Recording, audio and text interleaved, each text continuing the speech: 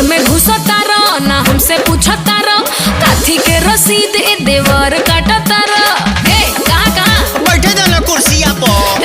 घर में घुसता रह ना हमसे पूछता रह काथी के रसीद ए देवर काटता रह। जातानी माई के मूर्ति ले आवे तू ही कोरी हो परिछावन। दुर्गा पूजा के चंदा दे दो ये भौजी 251।